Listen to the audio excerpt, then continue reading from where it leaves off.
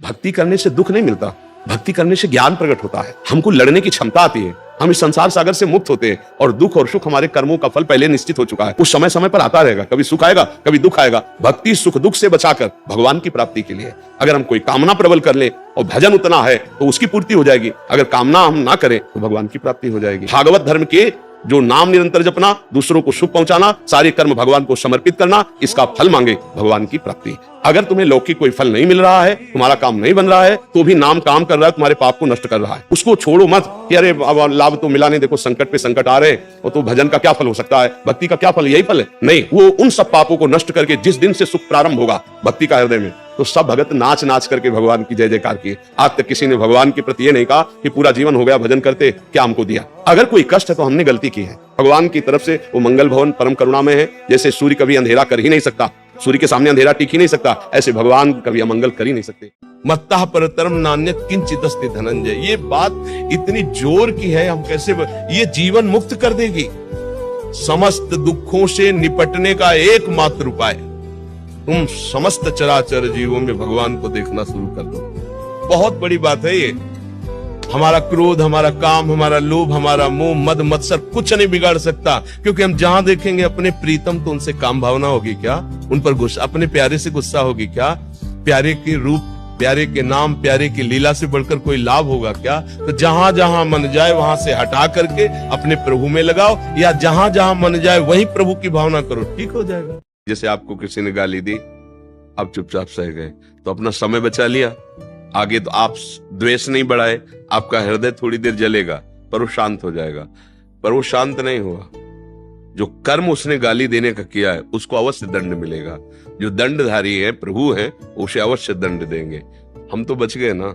अब अगर हम गाली देते हैं, उससे लड़ते हैं, उसका बुरा मनाते हैं, तो हमारा नया कर्म बन गया ना, अब इसका भी हमारे में हिसाब होगा। इसलिए सावधान रहे।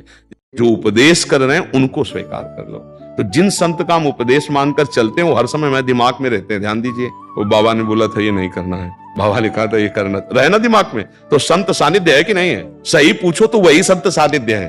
प्रगट में तो आप 2 मिनट, 10 मिनट, 5 मिनट, लेकिन दिमाग में आप हर समय सानिध्य। सच्चा सत्संग वो है जो हर समय आपके दिमाग में उनकी बात रहे। तो ऐसा ना समझे कि हम संत सानिध्य नहीं कर पाएंगे। संत सानिध्य मतलब कहा गया है दिन रात सत्संग करो, कि भक्ति कर दीप प्रेम करी बाती, साधु संगति करी अनुदिन राती। रात दिन, तो रात दिन कौन साधु महात्मा के पास बैठा रहता है भाई। फिर महापुरुषों का कथन क्या है, रात दिन उनकी आज्ञा में हो ना। बाबा बोले थे सोते समय ऐसा करना चाहिए, बाबा दिमाग में है। बाबा बोले थे जग करके ऐसा कर, 5 भक्तों का नाम लेना चाहिए, बाबा बाबा है ना दिमाग में। वो गुरु जी बोले थे ऐसा, वो संत जी ऐसा बोले थे, वो है ना, तो संग हो रहा है ना उनका। यही है रात दिन साधु संग। वो कहते हैं कि कहीं ना कहीं बाबा प्रमाद आ जाता है, मतलब आश्रय है, मतलब उस बात को भी स्वीकार कर रहे हैं महाराज। नहीं, आश्रित है ही नहीं तभी प्रमाद आ रहा है, बात समझिए ना। आश्रित का तात्पर्य है एक भी श्वास अपने प्रीतम के चिंतन से खाली न जाना। वो आश्रय को समझ ही नहीं पा रहे ना। अंदर से हम जिसके आश्रित होते हैं उसी का सतत चिंतन होता है। जैसे काम का आश्रित कामनी का बिना प्रयास के चिंतन करेगा, धन का आश्रित धन का बिना प्रयास के चिंतन करेगा, उसको प्रयास थोड़ी करना पड़ता है। आप विचार करके देखो, तो आश्रय हम जब प्रभु का लेंगे, अभी आश्रय नहीं हुआ ना, तभी ये बात आती प्रमाद। ये कर्ता बोल रहा है, ये अहम बोल रहा है। जो समर्पित नहीं हुआ, जो अहम समर्पित हो जाता है, वो एक क्षण भी भगवान से विलग नहीं हो सकता। वो समस्त आचरण भगवान के अधीन होकर करता है, और एक सेकंड के लिए भगवान का विस्मरण हो जाए तो व्याकुल हो जाता है, जैसे प्राण निकलने का। यह है आश्रय। कहने की साधन सुधन अभी नहीं करेंगे, केवल हम तो पढ़े हैं व्यास पुरुष। ये तो कायर पुरुष है, ये भगवद आश्रित थोड़ी है। मन वचन कर्म से भगवान के आश्रित होकर वो नाम जप कर रहा है, कुमार्गामी प्रवृत्तियों को त्याग रहा है। जो नहीं त्याग पा रहा वो भगवान से पुकार रहा है, प्रार्थना कर रहा है, हर समय भगवत चिंतन। ये भगवत आश्रित का लक्षण है। इसका नाम मृत्यु लोक है। फिर वो काय कर रहे हो, कोई मरेगा तो नाम है इसका मृत्यु लोक, नाम है इसका मृत्यु। यहां सबकी मृत्यु होगी, जो देख रहे हो सब मरेगा, चाहे वस्तु हो, व्यक्ति हो, स्थान हो, सब एक दिन बनता है, एक दिन बिगड़ता है। यही खेल यहाँ का चलता रहता है। इसीलिए समझाते हैं नाम जप कर लो, थोड़ा ज्ञान प्राप्त कर लो, थोड़ा भक्ति भगवान की कर लो, तो राह से समझ जाओगे। नहीं अभी तो मनुष्य शरीर मिला, फिर सुअर कुत्ता गधा कौन सा शरीर मिलेगा, फिर वहां हमारा बुद्धि काम करेगी कि नहीं करेगी, नहीं करेगी। मनुष्य शरीर केवल जीवन मुक्त होने के लिए मिला है भाई। हमारी बात समझ जाओ तो समझ जाओ, ना समझो तो प्रणाम है। फिर भी कहेंगे कि थोड़ा राधा राधा तो जप ही लो, हाँ, इससे तुम्हारा मंगल हो जाएगा। महाराज जी, पर ये जो दुख होता है ये क्यों होता है बाद में? राग मोह झूठा। जैसे स्वप्न में हमने देखा कि हमारे गले में चाकू मारी गई, चिल्ला पड़ता है आदमी, नहीं चिल्ला पड़ता? स्वप्न में आपको भयावह स्वप्न आता है तो डर लगता है कि नहीं लगता? अच्छा सही बताओ ईमानदारी से, क्या होता है? स्वप्न में पता नहीं चला झूठा है, ये जब जगे तब पता चला झूठा है। ऐसे ही ये जो दुख हो रहा है मोह का कारण है। हमारा कोई बुरा कर रहा है तो भोगोगे, और जब उसे कष्ट मिला तो मुझे अच्छा लग रहा है। ये हमारी कमी है कि जो हमारे साथ बुरा करे तो हम श्री जी से ये कहें कि आप इसकी बुद्धि शुद्ध कर दो, इसके अंदर ज्ञान प्रकाशित कर दो। ये जो गंदी बात करता है, जो लड़ाई करता है, इसकी अगर बुद्धि शुद्ध हो जाएगी तो अच्छा आदमी हो जाएगा। उसको दंड मत दो, उसको आप अच्छा बनाने की कोशिश, वो सुखी हो जाए। दंड देने से अगर वो दुखी हुआ तो उसकी बुद्धि थोड़ी सुधर जाएगी, वो और अपराध करेगा। तो हम भक्त हैं, हम भगवान के जन हैं, हम उसका मंगल चाहें कि हे भगवान आप कृपा करो, ये गलत कर रहा है, इसकी बुद्धि ठीक नहीं है, आप इसकी बुद्धि शुद्ध कर दो, इसको आनंद मिले, इसका जीवन सुख में हो जाए, इसलिए लाडली इस पर कृपा कर दो। भगवान अवतार लेते हैं तो बुराई करने वालों का विनाश करते हैं, और जो भक्त का अवतार होता है तो बुराई करने वालों को नहीं, उनकी बुराई को नष्ट करके बुराई करने वालों को महात्मा बना दिया।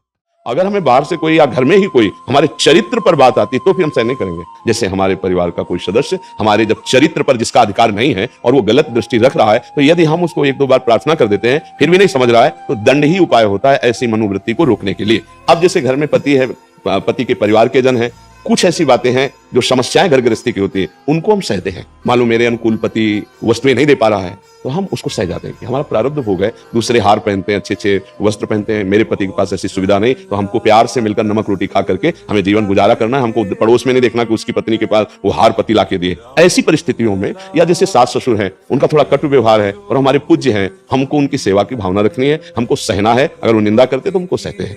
जैसे धर्म के विषय में, इष्ट के विषय में, राष्ट्र के विषय में, चरित्र के विषय में कोई गुंजाइश नहीं सहन करने की। इसमें नहीं आएगा कि भगवान का अंश है, भगवान है और मैं ऐसा कहती तो मेरी भक्ति बाधा पड़ जाएगी। नहीं, सामने वाला यदि अधर्म आचरण करते हुए आ रहा है तो उसके लिए दंड रूपी पूजा अत्यंत आवश्यक है। कभी भाषा में अहंकार ना होना चाहिए, ये ध्यान रखना। कहीं भी बात करो तो यही दरबार दीन को आदर रीति सदा चली आई, अहंकार नहीं आना, इसमें अहम स्फुरित हो जाए। मुझे अटूट प्रेम श्री राम जी से, ये अंदर का विषय, पानी से अरे कहा दो चार माला घुमा लिया, या भगवान के क्षेत्र में कोई हम प्रेमी है, प्रेमी जन को बड़े बड़े महापुरुष, हम तो अधम जीव हैं, लगे हैं। अब कभी आप संतों की कृपा हो जाए, कभी भगवान की कृपा, वो बात अलग है। अब तो हम तो ऐसे बोला जाता है, धनी आदमी अपने धन को छुपा के बात करता है, नहीं चोर ले जाएंगे। काम क्रोध लोभ मोह मद ये बड़े ठग हैं, फिर देखेंगे अटूट प्रेम है कि नहीं। एक झटके में अपने लोग ऐसे बलवान है, एक झटके में मुंह भरा गिर जाएंगे। अगर दैन्यता ने अहम आया तो प्रेम का परिचय ही नहीं मिलेगा। प्रभु को अहम पसंद नहीं, सुनो राम कर सहज स्वभाव जन अभिमान रखेगा। समझ गए? क्या जिंदगी भर के पुराने भी पाप कर्म इस उम्र में खत्म हो सकते हैं? बोया गलत है तो अब अच्छा कैसे मिलेगा, राह दिखा दो। अगर एक दिया सलाई लगाए तो पूरा एक एक गेहूं का पेड़ थोड़ी जलाना पड़ेगा, पूरा भस्म हो जाएगा। ऐसे ही हम जो बार बार नाम जप करते हैं ना, उस बार बार में एक बार वो नाम होगा। एक बार जिन नाम ली हित सो होए अति दीन, ताको संग न छाणई ध्रुव अपनो कर लीन। आर्त भाव से वो जो एक बार नाम निकलेगा, उसी दिन से भगवान तुम्हारा संग कभी नहीं छोड़ेंगे। अगर अब हम दुख नहीं भोगना चाहते तो दुख वाले पाप कर्म ना करें। आज से अब लो नसानी अब ना नशे हो, आज तक जो हुआ हो गया, अब हम आगे कोई पाप कर्म नहीं करेंगे।